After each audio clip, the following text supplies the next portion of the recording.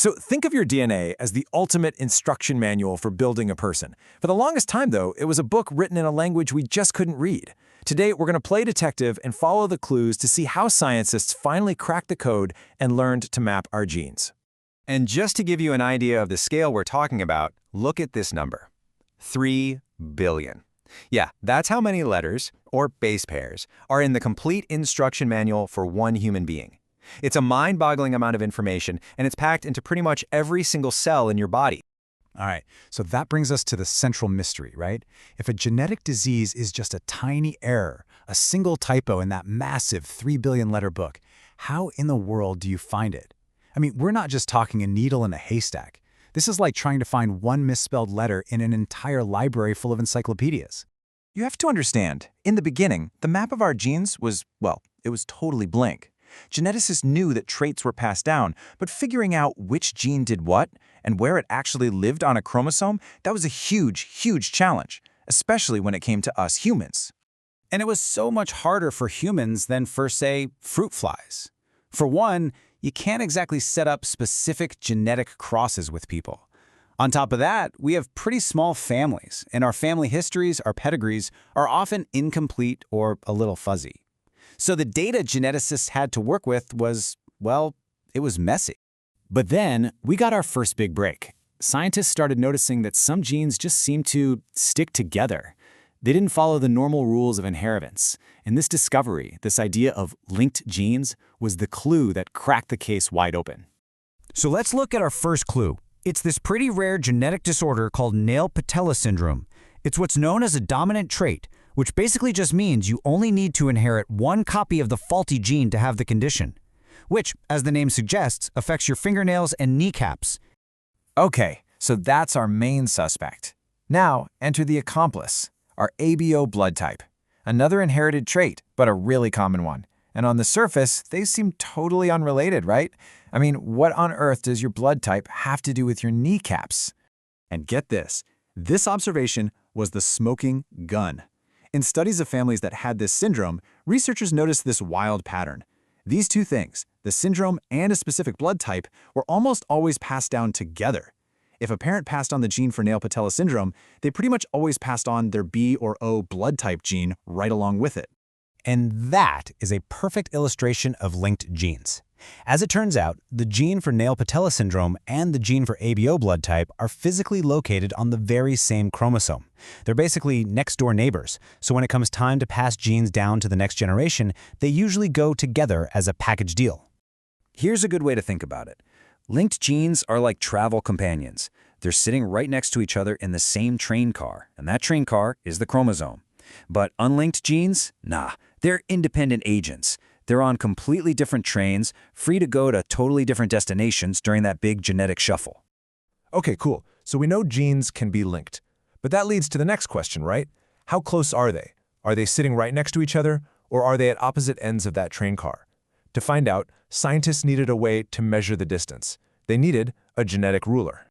Well, the secret to this ruler is a really cool natural process called crossing over. When our bodies make sperm and eggs, our paired chromosomes can actually get tangled up and swap pieces of themselves. It's almost like our travel buddies on the train leaning over and switching seats with someone on an adjacent train. This is what shuffles the genetic deck and creates new combinations. And here is the absolute genius of it. The farther apart two genes are on that chromosome, the more likely it is that a crossing over event will happen somewhere between them and split them up.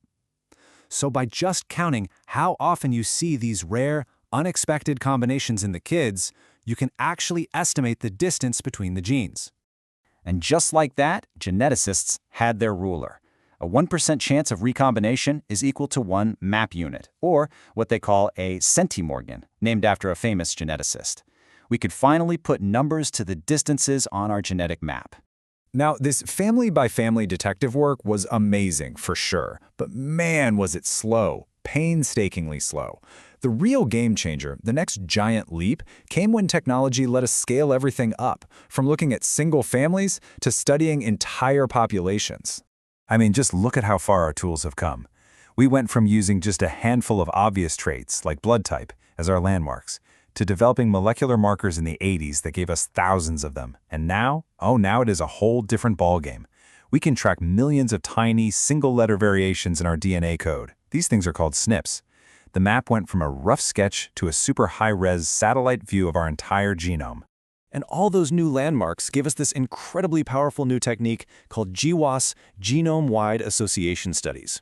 So instead of that slow family-by-family work, GWAS lets us scan the genomes of thousands, even millions of people all at once. It's a big data approach. You compare the SNPs of people who have a disease to those who don't, and you look for statistical blips that are more common in one group. It's a whole new way of doing genetic detective work. And honestly, GWAS has been a revolution. It's helped us find genetic risk factors for all sorts of complex traits and common diseases, things that aren't caused by just one bad gene, but by many genes working together. We're talking about things like coronary artery disease, diabetes, even things like height and bone density. And this is a huge deal because it helps us move away from just treating symptoms and toward understanding the actual genetic risks from the get-go. It's really the foundation of personalized medicine. Okay, but there is one final piece to this whole puzzle. See, everything we've talked about so far gives us a relative map. It tells you the order of the genes and roughly how far apart they are, but it doesn't give you their exact physical address on the chromosome. Think about it like this. A genetic map is like an old-school road map. It tells you, okay, town B is 20 miles down the road from town A. Super useful for getting around. But a physical map, well, that's like a GPS coordinate. It gives you the precise latitude and longitude, the exact number of base pairs from the start of the chromosome to your gene. And yeah, you guessed it. Today we have that too. We have these incredible techniques like FISH, which stands for fluorescence in situ hybridization. It basically uses tiny glowing molecular probes that are designed to stick to one and only one specific gene.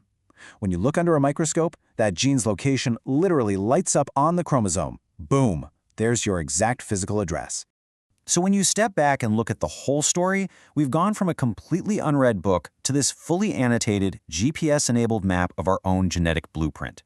The great detective story of just finding our genes? Well, that case is pretty much closed, which leaves us with one really big, provocative question. Now that we can read the map so well, are we ready to start rewriting it?